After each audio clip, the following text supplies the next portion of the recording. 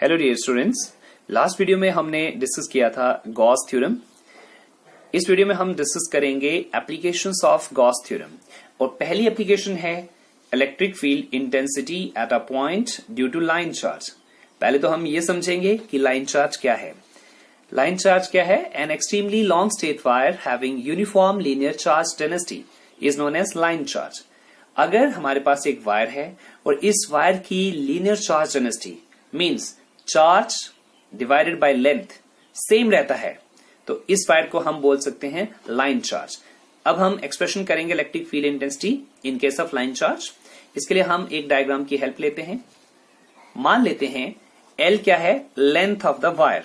Length of the wire, ये wire हमारे पास, इसकी लेंथ कितनी है? L। Q क्या है? Charge distributed over the wire. इस वायर पे जो चार्ज डिस्ट्रीब्यूट हुआ है वो कितना है? Q है। Lambda equal to Q upon L, linear charge density of the wire. इस वायर की जो लीनियर चार्ज डेंसिटी है वो क्या है? लैम्डा। और किसके बराबर होती है ये? Charge upon length. अब इस वायर के अराउंड हम सिलेंड्रिकल गॉसियन सरफेस ले लेते हैं। इस सिलेंड्रिकल गॉसियन सरफेस में तीन पार्ट हैं। फर्स्ट पार्ट है सर्कुलर, सेकेंड पार्ट कर्व्ड है और थर्ड पार्ट फिर से कैसा है? सर्कुलर है। इस गॉसियन सरफेस में हम एक ऑब्जर्वेशन पॉइंट ले लेते हैं P, जहां पर हमने टेस्ट चार्ज रखा हुआ है। Q0 is the test charge at point P। इसी ऑब्जर्वेशन पॉइंट के अराउंड हम यहां पर एरिया एलिमेंट ले लेते हैं। ds क्या है? Area element of the cylindrical Gaussian surface. और E वेक्टर है इलेक्ट्रिक फील्ड इंटेंसिटी, जिसका एक्सप्रेशन हम निकालना चाहते हैं। अकॉर्डिंग टू गॉस थ्योरम और Gauss law, total electric flux किसके बराबर होता है? Q upon epsilon naught. लेकिन इस केस में अब हम सरफेस, अलग अलग सरफेसेस के लिए गॉस थ्योरम को यूज करेंगे। फर्स्ट, ये सर्कुलर एंड के लिए अलग से लिखेंगे, कर्व्ड पार्ट के लिए अलग से लिखेंगे, फिर से सर्कुलर एंड के लिए अलग से गॉस थ्योरम के टर्म्स लिखेंगे। तो फर्स्ट टर्म क्या आ जाएगी? E ds cos 90। देखिए फर्स्ट ये सर्कुलर एंड है, यहां पर E वेक्टर की डायरेक्शन ये है, ds वेक्टर की डायरेक्शन ये है, यहां पर एंगल कितना है? 90 डिग्री। तो यहां पर हम क्या लिखेंगे? सरफेस इंटीग्रल हमने लिखा E ds cos 90। फिर सेकंड टर्म में देखिए यहां पर E वेक्टर और ds वेक्टर सेम डायरेक्शन में है, मींस एंगल कितना है? यहां पे 0 डिग्री है। तो यहां पे आ जाएगा surface integral E ds cos 0 degree. और इसी तरह से थर्ड टर्म जो है, जिसमें कि हम फिर से सर्कुलर एंड लेंगे ये, और इस केस में फिर से E वेक्टर और ds वेक्टर के बीच एंगल कितना है? 90 डिग्री। और ये आ जाएगा Q upon epsilon naught. cos 90 कितना होता है? 0। फर्स्ट और थर्ड टर्म की कोई कंट्रीब्यूशन नहीं होगी, सेकेंड टर्म की कंट्रीब्यूशन होगी। लेकिन सिलेंड्रिकल गॉसियन सरफेस में इलेक्ट्रिक फील्ड इंटेंसिटी कांस्टेंट रहती है, इसलिए इसको इंटीग्रेशन साइन के बाहर रखेंगे और हम एरिया एलिमेंट का सरफेस इंटीग्रल लेंगे। Q जो है इसको हम कैसे ले सकते हैं? Lambda is equal to Q upon L है, तो Q को लिख सकते हैं लैम्डा L। तो यहां पर Q की जगह हम लिखेंगे lambda L upon epsilon not. अब हम सिलेंडर का कर्व एरिया जो है वो किसके बराबर होता है? 2 पाई RH। मीन्स यहां पे हाइट भी किसके बराबर है? लेंथ के बराबर है। तो यहां पर क्या आ जाएगा? E इंटू 2 पाई RL। H की जगह L आ जाएगा। लैम्डा L अपॉन एप्सिलॉन है, L और L क्या हो जाएगा? कैंसिल। तो हमारे पास एक्सप्रेशन क्या आएगा? E vector will be equal to lambda upon 2 pi epsilon naught R cap. ये बहुत बहुत इंपॉर्टेंट एक्सप्रेशन है, ये आपको ध्यान में रखना है और इस पे न्यूमेरिकल्स भी पूछे जाते हैं। जैसे कि एक ये न्यूमेरिकल दिया गया है, an infinite line charge produces a field of 9 into 10⁴ newton per coulomb at a distance of 2 centimetre. Calculate the linear charge density. तो यहां पर हमें बताया गया है कि line charge electric field produce कर रहा है 9 into 10⁴ न्यूटन पर कूलम, और R जो है डिस्टेंस वो दिया है 2 सेंटीमीटर। तो इसको तो हमें मीटर में कन्वर्ट करना पड़ेगा। हमें बतानी है लीनियर चार्ज डेंसिटी, मींस हमें लैम्डा निकालना है, और ये क्वेश्चन एनसीईआरटी का है। अब इसको हम किससे सॉल्व करेंगे? देखिए यहां पे हमें क्या दिया है? E कितना दिया है? 9 into 10⁴ न्यूटन पर कूलम, और डिस्टेंस कितना दिया है? 2 सेंटीमीटर, और सेंटीमीटर को मीटर में कन्वर्ट करेंगे तो कन्वर्जन फैक्टर रहेगा 10⁻⁻²। 2। तो ये 2 सेंटीमीटर को हम लिख सकते हैं 2 × 10⁻² मीटर। और हमें निकालना क्या है, लैम्डा। जैसे कि हम जानते हैं कि E किसके बराबर होता है, लैम्डा अपॉन 2πε0 × r। अभी हमने ये किया था एक्सप्रेशन। अभी हम क्या करते हैं, इसको थोड़ा सिंप्लीफाई करते हैं। हम इसको न्यूमरेटर को ट्वाइस से मल्टीप्लाई करते हैं और डिनोमिनेटर में भी ट्वाइस से मल्टीप्लाई करते हैं। तो फैक्टर क्या बन जाएगा, E vector is equal to, यहां पे आ जाएगा 2 लैम्डा और 2 × 2 = 4πε0 r। अब इसमें से भी 1/4πε0 को हम थोड़ा सेपरेट करके लिख लेते हैं। यहां पे आ जाएगा 2 लैम्डा अपॉन r, और 1/4πε0 की वैल्यू होती है 9 × 10⁻9। तो यहां पर इलेक्ट्रिक फील्ड की वैल्यू तो हमें दी है 9 × 10⁴, और 1/4πε0 की जगह आ जाएगा 9 × 10⁹। यहां पे आ जाएगा 2 लैम्डा, और यहां पे आ जाएगा r कितना है, 2 × 10⁻²। इसको जब हम सॉल्व करेंगे तो क्या होगा, 9 और 9 कैंसिल हो जाएंगे। 10⁴ है, डिवाइड में जाएगा 10�9, तो ये हो जाएगा 10⁻5। यहां पे देखिए ये ट्वाइस और ये ट्वाइस कैंसिल हो जाएगा, यहां पे बच जाएगा lambda upon 10⁻²। This implies lambda is equal to 10⁻5 × 10⁻²। तो लैम्डा कितना आ जाएगा, 10⁻9 न्यूटन पर कूलम। जो हमने एक्सप्रेशन निकाला था इलेक्ट्रिक फील्ड इंटेंसिटी का in case of line charge, उस एक्सप्रेशन से ये क्लियर होता है कि जो ग्राफ है इलेक्ट्रिक फील्ड इंटेंसिटी और डिस्टेंस के बीच, वो इस तरह का रहेगा, क्योंकि E vector is equal to था lambda upon 2πε0 r। Means electric field is inversely proportional to distance. जैसे जैसे डिस्टेंस बढ़ता जाएगा इलेक्ट्रिक फील्ड इंटेंसिटी क्या होती जाएगी, कम होती जाएगी। डियर स्टूडेंट, सेकेंड एप्लीकेशन है electric field intensity at a point due to thin plane sheet of charge. एक शीट ऑफ चार्ज है, thin plane sheet of charge है, इसके कारण किसी पॉइंट पे इलेक्ट्रिक फील्ड इंटेंसिटी का क्या एक्सप्रेशन होगा, अब हम ये एक्सप्रेशन डिराइव करेंगे। इसके लिए हम एक डायग्राम की हेल्प लेते हैं। मान लेते हैं हमारे पास एक प्लेन शीट ऑफ चार्ज है इस तरह से कि S क्या है, एरिया ऑफ द शीट। पूरी शीट है जो जिसपे चार्ज डिस्ट्रीब्यूट हुआ है उसका एरिया कितना है, S। Q क्या है, total charge distributed over the sheet. इस पूरी शीट पे जो चार्ज डिस्ट्रीब्यूट हुआ है वो है Q। Sigma is equal to surface charge density Q upon S, surface charge density of the sheet. और अब हम क्या करते हैं कि यहां पर एक ऑब्जर्वेशन पॉइंट ले लेते हैं eight a distance R, sheet के दोनों तरफ, इस तरफ भी और इस तरफ भी। R is distance of observation point P। अब इस P ऑब्जर्वेशन जो पॉइंट है इसके अराउंड हम एक एरिया एलिमेंट ले लेते हैं। इनफैक्ट हमने एक सिलिंड्रिकल गॉसियन सरफेस ली है, और इस सिलिंड्रिकल गॉसियन सरफेस के 3 पार्ट हैं। First part circular and, second part curved, and third part is again circular and. ds is area element of the cylindrical Gaussian surface। E is electric field intensity, जिसका कि हम expression निकालना चाहते हैं। Gauss theorem के मुताबिक क्या होता है, टोटल इलेक्ट्रिक फ्लक्स किसके बराबर होता है, Q अपॉन एप्सिलॉन नॉट। और इस केस में फिर से हम पार्ट वाइज इसको लिखेंगे। यहाँ पे आ जाएगा फर्स्ट सरफेस के केस में जो कि सर्कुलर एंड है, सेकंड सरफेस जो कि कर्व्ड है, थर्ड फिर से सर्कुलर एंड है, equal to Q upon epsilon naught. यह आ जाएगा टोटल इलेक्ट्रिक फ्लक्स। अब फर्स्ट सरफेस के केस में देखिए यहाँ पे एरिया एलिमेंट और इलेक्ट्रिक फील्ड इंटेंसिटी दोनों ही सेम डायरेक्शन में है।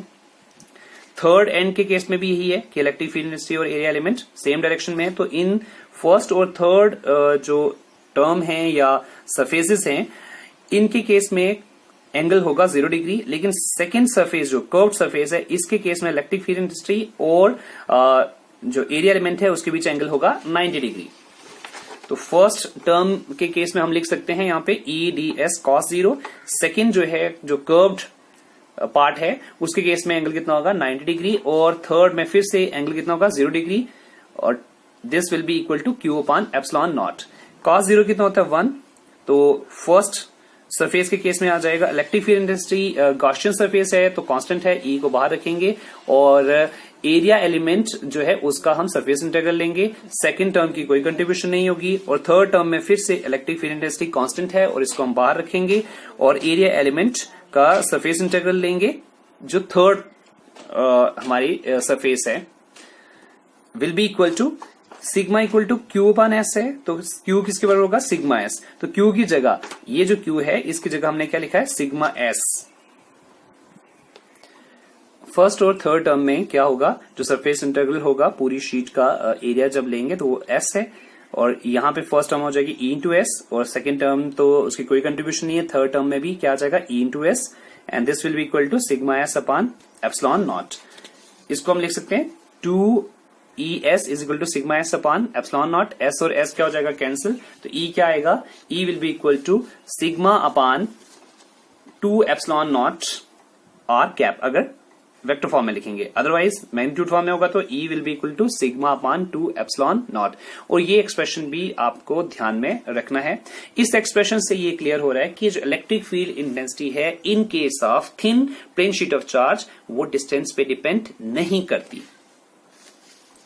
In case of thick sheet, अगर थिक शीट होती तो, अभी तो हमने जो एक्सप्रेशन ये किया है ये एक्सप्रेशन था थिन शीट के केस में। अगर थिक शीट हो तो थिक शीट में जो टोटल इलेक्ट्रिक फील्ड होगा वो होगा थिन शीट के इलेक्ट्रिक फील्ड एक बार, और फिर से हम एक बार थिन शीट के कारण इलेक्ट्रिक फील्ड लेंगे, क्योंकि थिक शीट जो है हम ये मान के चलते हैं कि थिक शीट 2 थिन शीट्स के से मिलके बनी हुई है, तो इसलिए यहां पर एक्सप्रेशन क्या आ जाएगा, electric field will be equal to sigma upon 2 epsilon naught plus sigma upon 2 epsilon naught. ये हो जाएगा 2 times electric field will be equal to 2 times sigma upon 2 times epsilon naught, twice cancel हो जाएगा, और electric field intensity का final expression क्या आ जाएगा, सिग्मा अपान एप्सिलॉन नॉट। और ये चीज ग्राफ से भी क्लियर है। अगर हम ग्राफ ड्रॉ करें तो यहाँ पे ये हमें पता चल रहा है कि इलेक्ट्रिक फील्ड इंटेंसिटी जो है डिस्टेंस पे डिपेंड नहीं करती, ये पैरेलल आ रही है एक्स एक्सिस के। यहां से ये क्लियर है कि electric field intensity in case of plane sheet of charge is independent of distance. Dear student, third application है electric field intensity due to a uniformly charge thin spherical shell. एक thin spherical shell है, उसके कारण electric field intensity का expression क्या होगा। इस case में हमारे लिए 3 ऑप्शंस रहते हैं। फर्स्ट है at a point outside the spherical shell. एक बार हम एक्सप्रेशन निकालेंगे आउटसाइड द स्फेरिकल शेल, तो उसके लिए हम इस डायग्राम की हेल्प लेते हैं। मान लेते हैं ये हमारे पास एक थिन स्फेरिकल शेल है। इस शेल की रेडियस कितनी है, R. R is the radius of the shell. Capital R जो है ये है radius of the spherical shell. Q क्या है, charge distributed over the spherical shell. इस स्फेरिकल शेल पे जो चार्ज डिस्ट्रीब्यूट हुआ है वो कितना है, क्यू। अब इस स्फेरिकल शेल के अराउंड हम एक स्फेरिकल गॉसियन सरफेस लेते हैं, और इस गॉसियन सरफेस का एरिया एलिमेंट कितना है, ds। ds is area element of the spherical Gaussian surface, और इस स्फेरिकल गॉसियन सरफेस का रेडियस कितना है, स्मॉल r। r क्या है, distance of observation point p from o। इसी स्फेरिकल गॉसियन सरफेस पे हमने एक पॉइंट लिया है p, और उसका डिस्टेंस जो है वो सेंटर से कितना है, सेंटर ऑफ द स्फीयर से कितना है, r है। गॉस थ्योरम के मुताबिक टोटल इलेक्ट्रिक फ्लक्स के बराबर होगा q अपान एप्सिलॉन नॉट, और इस केस में इलेक्ट्रिक फील्ड इंटेंसिटी और एरिया वेक्टर सेम डायरेक्शन में है, इनके बीच एंगल कितना होगा, 0 डिग्री। तो इसलिए हम यहां पे लिख रहे हैं surface integral eds of eds cos 0 degree equal to q upon epsilon naught. cos 0 कितना होता है, 1। लेकिन ये फिर से वही बात है कि स्फेरिकल गॉसियन सरफेस है, यहां पर इलेक्ट्रिक फील्ड इंटेंसिटी क्या रहेगी, कांस्टेंट रहेगी, और कांस्टेंट टर्म को हम बाहर रखते हैं इंटीग्रेशन के, तो यहां पे आ जाएगा E into ds equal to Q upon epsilon naught. लेकिन स्फीयर का जो एरिया है, सरफेस एरिया, वो होता है 4 पाई आर स्क्वायर, तो यहां पे हमारे पास क्या आ जाएगा, E into 4 pi R square. यहां पे कैपिटल आर लेंगे क्योंकि स्फीयर की रेडियस कितनी है, capital R, equal to Q upon epsilon naught. और फाइनली हमारे पास एक्सप्रेशन क्या आ जाएगा, E vector will be equal to Q upon 4 pi epsilon naught R square R cap. लेकिन ये जो एक्सप्रेशन है, इस एक्सप्रेशन से थोड़ा सा कंफ्यूजन ये क्रिएट होता है कि हमें लगता है कि सारा का सारा चार्ज कहां पे कंसंट्रेट है, सेंटर पे। रियलिटी में ऐसा नहीं है। रियलिटी में ये है कि जो चार्ज है वो सरफेस ऑफ द शेल पे कंसंट्रेट हुआ होता है, सेंटर में नहीं होता है। अगर आप शेल के केस में चार्ज सप्लाई करते हो तो वो सारा चार्ज कहां पे आ जाएगा, शेल की सरफेस पे आ जाएगा। तो इस एक्सप्रेशन को जब हम यूज कर रहे हैं E equal to Q upon 4πε0 r square r cap, तो इसमें थोड़ा हमें अलर्ट रहना पड़ेगा कि इस एक्सप्रेशन से थोड़ा सा हमें एक मिसकंसेप्शन भी हो रहा है कि चार्ज कहां पे हमें लग रहा है, centre of the spherical shell, लेकिन एक्चुअली चार्ज कहां पे है, surface of the spherical shell पे है। डियर स्टूडेंट, अब हम देखेंगे कि जब ऑब्जर्वेशन पॉइंट कहां पे है, ऑन द स्फेरिकल शेल, तब एक्सप्रेशन क्या रहेगा। मींस इस डायग्राम में देखिए कि पहले ऑब्जर्वेशन पॉइंट हमारा यहां पे था, अब ऑब्जर्वेशन पॉइंट कहां पे है, on the surface of the shell. तो इस केस में एक्सप्रेशन क्या रहेगा, एज अभी हमने किया था E इज इक्वल टू किसके बराबर था, Q अपान 4πε0 r स्क्वायर, ये था। बट सिग्मा किसके बराबर होता है, Q अपान S, और सिग्मा किसके बराबर हो जाएगा, Q upon area of the sphere is 4πr square, it means Q is equal to sigma 4πr square. अब ये है हमारी फर्स्ट इक्वेशन, ये है second equation. Put second in first, जब यहां पे पुट करेंगे तो क्या आ जाएगा, E will be equal to Q की जगह क्या लिखेंगे, सिग्मा 4πr स्क्वायर, और डिवाइड में भी आ जाएगा 4πε0 r square, 4π cancel, r square cancel, और इलेक्ट्रिक फील्ड इंटेंसिटी क्या आ जाएगी, सिग्मा अपान एप्सिलॉन नॉट। ये एक्सप्रेशन रहेगा for observation point on the surface of thin spherical shell. Next है at a point within the spherical shell. अगर हमारा observation point जो है स्फेरिकल शेल के इनसाइड है, तब एक्सप्रेशन क्या रहेगा। इसके लिए हम इस डायग्राम की हेल्प लेते हैं। ये फिर से हमने थिन स्फेरिकल शेल लिया जिसकी रेडियस है कैपिटल R, लेकिन अब ऑब्जर्वेशन पॉइंट हम इनसाइड ले रहे हैं स्फेरिकल शेल के, तो यहां पर हम फिर से एक स्फेरिकल गॉसियन सरफेस लेते हैं जिसकी रेडियस कितनी है, स्मॉल r, या हम ये भी बोल सकते हैं कि जो सेंटर है स्फेरिकल शेल का, वहां से ऑब्जर्वेशन पॉइंट का डिस्टेंस कितना है, r। ओके, और ये है एरिया एलिमेंट की एरिया एलिमेंट है ये, और ये एरिया वेक्टर की डायरेक्शन है। इलेक्ट्रिक फील्ड इंटेंसिटी भी किधर होगी, आउटवर्ड होगी। गॉस थ्योरम के मुताबिक जो टोटल इलेक्ट्रिक फ्लक्स है वो होता है Q अपान एप्सिलॉन नॉट, और लेकिन इस स्फेरिकल गॉसियन सरफेस में तो कोई चार्ज इनक्लोज नहीं है, जो चार्ज है वो तो surface of the spherical shell पे है। जो स्फेरिकल गॉसियन सरफेस है इस पे तो कोई चार्ज नहीं है, इसलिए यहां पे Q की जगह हम क्या लिखेंगे, 0, और हमारे पास एक्सप्रेशन क्या आ जाएगा, E into surface integral of area element will be equal to 0, और यहां से इसी से हमें ये क्लियर हो रहा है कि टोटल इलेक्ट्रिक फील्ड क्या हो जाएगा, 0 होगा।